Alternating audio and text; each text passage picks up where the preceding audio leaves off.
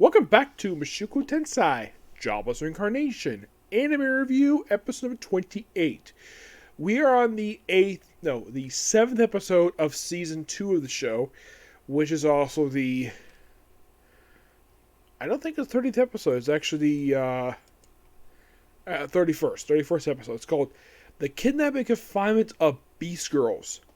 Now, this particular episode covers, get this, Side Story Saphentai Part 1, along with chapters 7 and 8. I'm like, okay, interesting. Now, as far as I can tell for this particular book, now, from what I can tell anyways, what is left to be adapted? Well, if you think about it, not much. Just Saphentai Part 2, which you might see it next week, along with the epilogue. And we might get a chance to see the adaptation of the prelude of book number 9. There is also an X chapter. They might throw this in here too. It's really short. I would not be surprised though if they just basically, because next episode is called The Finance of Despair. So it's called The Fiancé of Despair. I'm like, okay, interesting. I think that possibly they might be skipping over the opening 2 chapters, so basically, or they probably go through. Given the way the title of the next week's episode is, it's probably going to do a lot of stuff. I do mean a lot of stuff. They're probably going to finish up book 8 and basically go through maybe 4 freaking chapters of book 9. It's possible. But who knows? We'll find out basically with that one next week. But in the case of this very episode, what happens in this episode, you might ask? Well, basically, we have some strange things going on this one. We have like a series of stuff happening here. Now, we mostly started off with Saphentai. Yes, this is Saphentai, where she's basically doing the routine, where she's like getting up, and she's like going to look like a modern sink. I thought this is kind of weird, seeing this in a medieval setting, but my guess is they must basically have some people who are isekai'd, or at least reincarnated, bring some stuff from the other world. Possibly they probably experiencing this. Because that's a modern day sink that she's using. I also see toilet paper there too. I'm like, okay, use a wand, create some water, wash her face up, puts on a running outfit early in the morning, and basically puts on a hat to hide her hair, so you don't suspect that she's actually Fitz. Goes on a jog, and in the background is Rudius. Yes, Rudius is in the background. Now, in case you're curious, though, is he in this advertised story? He's mentioned, but he's not seen. Basically, Anime News did point this out, though, in his review of the previous episode, that I did notice this too. Apparently, Fitz and Saphentai are basically implied to be two people. From what I heard, this is basically a ploy on the writer to basically just not be obvious that it's Saphentai, even though it really is Saphentai, that the Fitz is talking to is a completely person. So, right after this thing, she later takes Ariel. We also have basically her in class with Ariel. Now, there's a bit of ultra dialogue here where she's like drowsing off in the book. In the anime, she is basically talking, she's thinking in her head, I've learned all this stuff already from Rudia. This is boring. So she teaches to talk to Ariel, and then Ariel, and Luke go to a boutique. Now, yes, this does happen in the book. Do they show it? Is it basically, do they show the scene? No. It's basically they go to it, and they cut to something else. Now, then we cut to, oh, by the way, in the case of Luke, this scene is the only time we see him the whole episode. Ariel is mentioned once after this, but not seen in the rest of the episode, because that's from the Saphentai story. So, then we cut to Rudius, Zenobi, and Julie, where Julie is trying to practice her, using magic. Now, of course, they basically have a montage, basically, her, she's looking over the past. And now, you mentioned it's been a month, which this is true in the book, so good on party and for keeping that part in. So, and there's a portion they skipped over in this chapter. When they get to chapter 7, they skip over the fact that the whole little bit of basis of the Beast Girls because this is the second time they skipped over a little bit of history of the Beast Girls.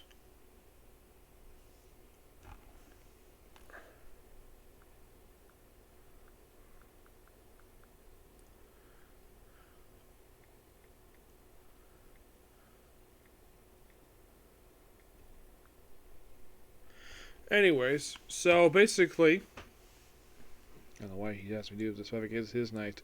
So basically, yeah. So,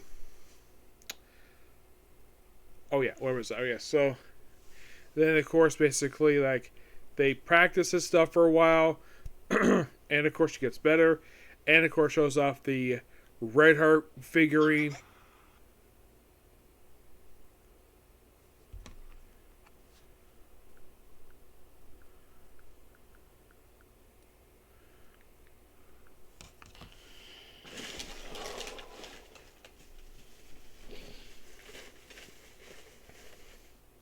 And of course, he wonders what happens to the Roxy one. Like, he was, oh, I left it in the kingdom.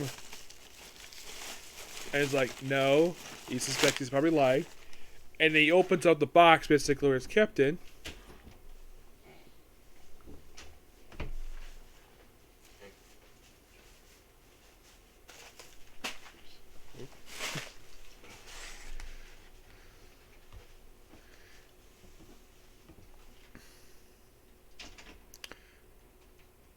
Yeah, I'm sorry this has to happen basically every Monday because it's trash night. So, continuing on here. So, basically, like, he opens a box and the Rox figurine is smashed to pieces. Now, in the book, it's mentioned smashed to 5 pieces. In the anime, it's more than 5. It looks like about several. And of course, he gets angry. The fact, like, are you my enemy? You have Julie hiding behind him, and of course, he explains that he lost the duel to to the sisters. It's like a duel. Interesting. Of course, he explains what happened. Then, of course, they confront them. Where, of course, in the book, they say they're not going to kill him. They're just going to teach him a lesson. In the anime, they don't say they're going to kill them per se, mainly because basically it's not necessary, because all they're saying is, we're teaching them a lesson, that's it. So they go and confront them, and Rudeus takes the both girls pretty easily. Yeah. So, then of course they tie him up and take Rudeus's room, where basically she kind of in the way punishes them by groping them. Yes, groping both girls. Groping their chest. And you think you get a reaction of it, but nothing. Absolutely nothing.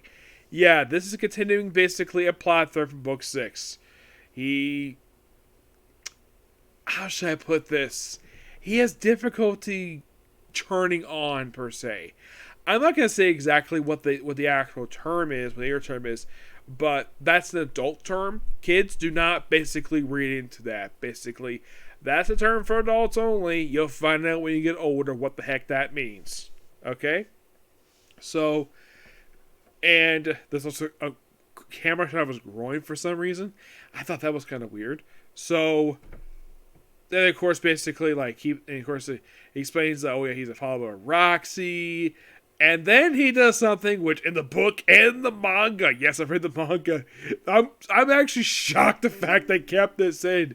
Because I was thinking, they were going to cut this.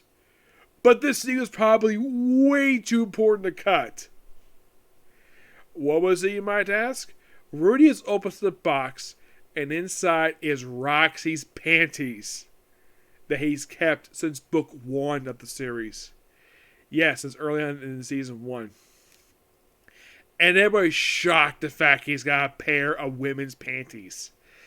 Then he puts it back, and of course, he keeps it out of his room. Of course, he explains this to Fitz later on, because, in case you're curious, though, the way they cut it is that, what was there scene missing, like, right after this particular moment?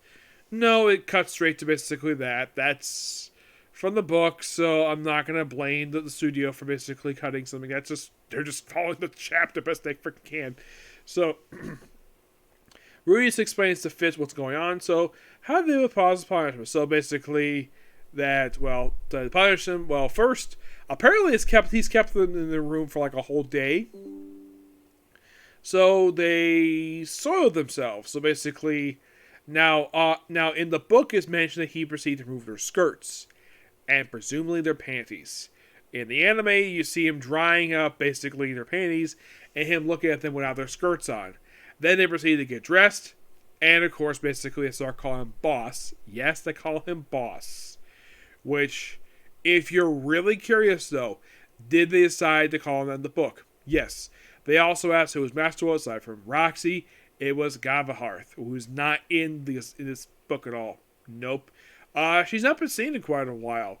Well, the reason why, because she's helped training Eris to take an Orset when she returns in book 14 in book 15 of the series. So it's going to be a bit of a while before she returns here. So, and of course, bringing the fact Eris is their aunt, obviously. And of course, he does bring up what happened during the events of the previous season, where he was, let's just say, when he visits their village, that he was wrongfully accused of a crime, stripped naked, put in a cell in cold water, dumped in. This is completely referencing events of the previous season of the show, which did happen, by the way. Which is kind of surprising he references here.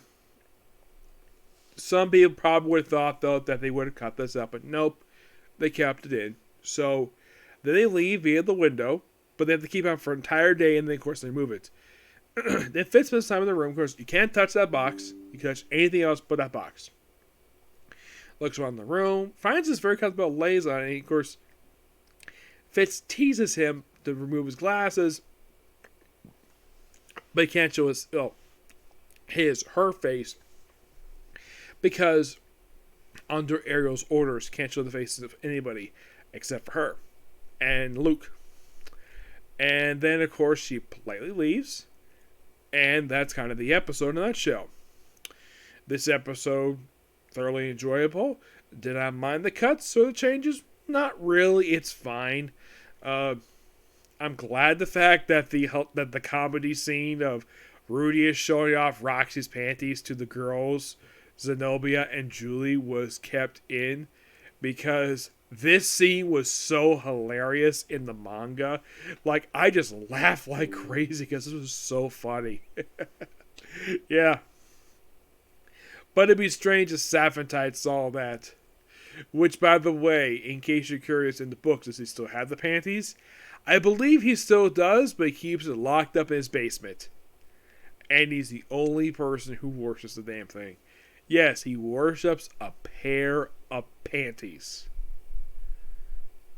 That's Rudy is being pervert for you. Yes. It's been established at the start of the series he's been like that, so there's that for you. But yes, that's going to be pretty much it, particular view.